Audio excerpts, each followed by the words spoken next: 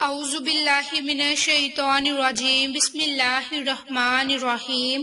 عائشہ Islamic history کی پیاری بہنوں اور بھائیوں، السلام علیکم ورحمۃ اللہ وبرکاتہ۔ تمام تعریفیں اللہ کے لیے، وہی نیک لوگوں کا ولی ہے۔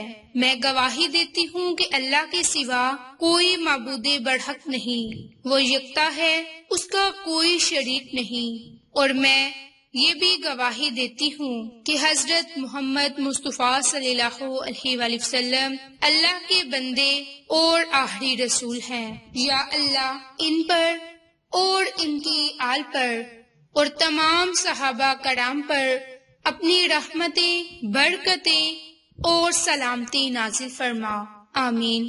میری بہنوں اور بھائیوں، آج یکم ربیع الاول کے دن آپ کے ساتھ ہر نماز کے بعد پڑھے جانے والے چند اعمال، چند اللہ کے صفاتی نام کا ذکر کروں گی۔ میری بہنوں اور بھائیوں، جو کوئی آج کے دن اللہ کے ان صفاتی ناموں کا ذکر کرے گا تو رب کریم اس کی ہر دلی مراد کو پورا فرما دے گا، اس کی تمام تر تنگ دستیوں کو ختم فرما دے گا۔ تو میری بہنوں، آپ نے یکم ربیع الاول سے لے کر 12 ربیع الاول کے دن تک یہ عمل، یہ وظیفہ لازم کرنا ہے۔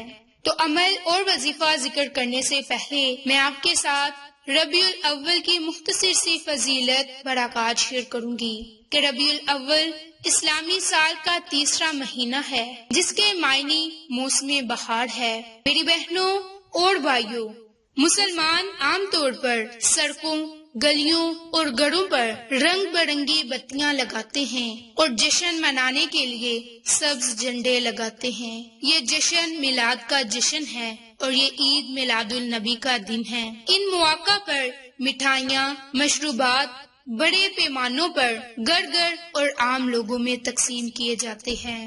میری بہنوں اور بھائیوں، اس مہینے کے دوران ہونے والے چند اہم واقعات، اللہ رب العزت کی ذات نے ربیع الاول کے مبارک مہینے میں حضور نبی کریم صلی اللہ علیہ وآلہ وسلم کی ولادت باسعادت اس دنیا میں آپ کو بھیجا اور اپنے محبوب کو اسی مبارک مہینے میں اپنے پاس واپس لینے کے لیے منتخب کیا۔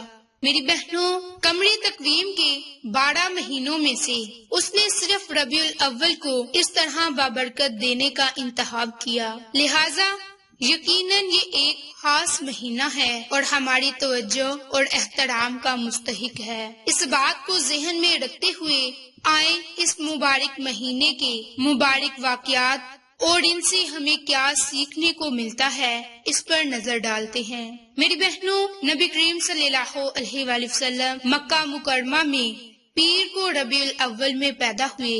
حضرت عیسیٰ علیہ السلام نے اس کا ذکر 5 صدی پہلے ہی اپنے لوگوں میں کیا، اور یاد کرو جب عیسیٰ بن مریم نے کہا کہ اے بنی اسرائیل، میں تمہارے پاس اللہ کا بھیجا ہوا رسول ہوں، جو مجھ سے پہلے تورات کی تصدیق کرتا ہے اور میرے بعد آنے والے رسول کی بشارت دیتا ہوں جس کا نام احمد ہوگا۔ اسی طرح ایک اور آیت کا ترجمہ ہے کہ اے ہمارے پروردگار، ان کے درمیان ان کی طرف ایک رسول بھیج جو ان کو تیری آیات سنائے اور انہیں کتاب اور حکمت سکھائے اور انہیں پاک کرے، بے شک تو غالب حکمت والا ہے۔ میری بہنوں اور بھائیوں، یہ وہ مبارک مہینہ ہے کہ جس کی بہت زیادہ فضیلتیں، برکات ہیں۔ اب جو آپ کے ساتھ اس مبارک مہینے کا خاص عمل اور وظیفہ شیئر کروں گی، اس سے پہلے جو آپ کو ایک خاص کام، خاص عمل کرنا ہے، وہ جو آپ کو تسبیحات بتائی جائیں گی، ان تسبیحات کے اول میں، آخر میں درود پاک کو لازم پڑھنا ہے۔ تو درود پاک کی اتنی فضیلت ہے کہ جتنا پڑھا جائے اتنا زیادہ فیض ملتا ہے۔ روحانیت کی متلاشی انسانوں کے لیے درود شریف ایک سیڑھی کی مانند ہے، جو جتنا زیادہ پڑھے گا اس کی منزلیں اللہ تعالیٰ اور حبیب کریم رسول اللہ صلی اللہ علیہ وآلہ وسلم کی بارگاہ ہے۔ درود شریف پڑھنے سے دنیاوی معاملات میں آسانی حاصل ہوتی ہے۔ درود شریف اللہ تعالیٰ کا ذاتی عمل ہے اور قرآن مجید میں اللہ تعالیٰ نے ایمان والوں کو بھی حکم دیا کہ درود و سلام بھیجنے کا۔ اس کا مطلب ہے کہ یہ واحد عمل ہے جو اللہ تعالیٰ کی سنت ہے، جس میں مخلوق بھی مالک حقیقی کے ساتھ شریک ہوتی ہے۔ درود شریف کی فضیلت نفلی عبادات میں سب سے زیادہ ہے، لیکن محبت اور عشق والوں کی نظر میں درود شریف فرض سے بھی زیادہ فضیلت والا عمل ہے۔ درود شریف ایک ایسا تحفہ ہے جو امت بارگاہ اقدس حضرت محمد مصطفیٰ صلی اللہ علیہ وآلہ وسلم میں پیش کر سکتا ہے۔ میری بہنوں، جس میں درود شریف پڑھنے والے کا نام اور اس کے والدین کا نام بارگاہ رسول میں لیا جاتا ہے، اب یہ کتنی سعادت کی بات ہے کہ اگر کسی کے والدین جو اس دنیا میں نہ ہوں اور ان کی نیک اولاد کی وجہ سے ان کا نام اللہ تعالیٰ کے حبیب کی بارگاہ میں لیا جائے تو وہ یقیناً جنتی ہو جائیں گے۔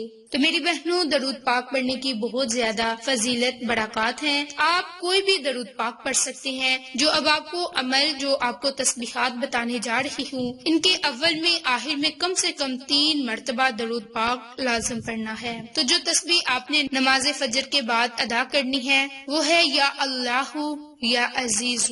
یہ آپ نے تسبیح نماز فجر کے بعد پڑھنی ہے، اور اسی ترتیب سے آپ نے نماز ظہر جب ادا کرنے کے لیے بیٹھنا ہے تو آپ نے ہاتھ کی انگلیوں پر یا اللہ یا کریم، یا اللہ یا کریم، یہ آپ نے تسبیح نماز ظہر کے بعد پڑھنی ہے۔